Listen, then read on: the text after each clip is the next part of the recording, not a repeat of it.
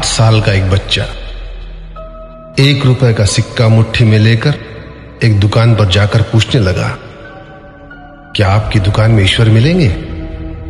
दुकानदार ने यह बात सुनकर सिक्का नीचे फेंक दिया और बच्चे को निकाल दिया। बच्चा पास की दुकान में जाकर 1 रुपए का सिक्का लेकर चुपचाप खड़ा रहा। ए लड़के, 1 रुपए में तुम क्या चाहते हो? मुझे ईश्वर चाहिए, आपकी दुकान में है। दूसरे दुकानदार ने भी भगा दिया, लेकिन उस अबोध बालक ने हार नहीं मानी। एक दुकान से दूसरी दुकान, दूसरी से तीसरी, ऐसा करते करते कुल 40 दुकानों के चक्कर काटने के बाद एक बूढ़े दुकानदार के पास पहुंचा। उस बूढ़े दुकानदार ने पूछा, तुम ईश्वर को क्यों खरीदना चाहते हो?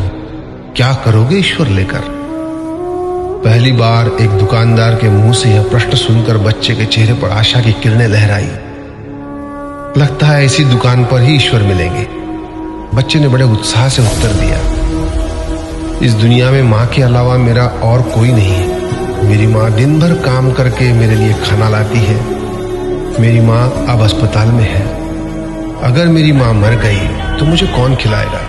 डॉक्टर ने कहा है कि अब सिर्फ ईश्वर ही तुम्हारी मां को बचा सकते हैं। क्या आपकी दुकान में ईश्वर मिलेंगे? हाँ मिलेंगे। कितने पैसे हैं तुम्हारे पास? सिर्फ 1 रुपया। कोई दिक्कत नहीं है, 1 रुपए में ही ईश्वर मिल सकते हैं। दुकानदार ने बच्चे के हाथ से 1 रुपया लिया और उस 1 रुपए के अंदर 1 गिलास पानी के अलावा बेचने के लिए उसके पास कुछ भी नहीं था। इसलिए उस बच्चे को फिल्टर से 1 गिलास पानी भरकर दिया और कहा, यह पानी पिलाने से ही तुम्हारी मां ठीक हो जाएगी। अगले दिन कुछ मेडिकल स्पेशलिस्ट उस अस्पताल में गए। बच्चे की मां का ऑपरेशन हुआ और बहुत जल्दी ही वह स्वस्थ हो गई। डिस्चार्ज के कागज पर अस्पताल का बिल देखकर उस महिला के होश उड़ गए। डॉक्टर ने उन्हें आश्वासन देकर कहा, टेंशन की कोई बात नहीं है। एक वृद्ध सज्जन ने आपके सारे बिल चुका दिए हैं, साथ में एक चिट्ठी भी दी है। महिला चिट्ठी खोलकर पढ़ने लगी। उसमें लिखा था, मुझे धन्यवाद देने की कोई आवश्यकता नहीं है। आपको तो स्वयं ईश्वर ने ही बचाया है।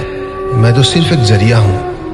यदि आप धन्यवाद देना ही चाहती है तो अपने अबोध बच्चे को दीजिए, जो सिर्फ 1 रुपए लेकर नासमझों की तरह ईश्वर को ढूंढने निकल पड़ा। उसके मन में यह दृढ़ विश्वास था कि एकमात्र ईश्वर ही आपको बचा सकते हैं। विश्वास इसी को कहते हैं। ईश्वर को ढूंढने के लिए करोड़ों रुपए दान करने की जरूरत नहीं होती। यदि मन में अटूट विश्वास हो तो वे 1 रुपए में भी मिल सकते हैं। आइए इस महामारी से बचने के लिए हम सभी मन से ईश्वर को ढूंढें, उनसे प्रार्थना करें। आपका दिन शुभ हो।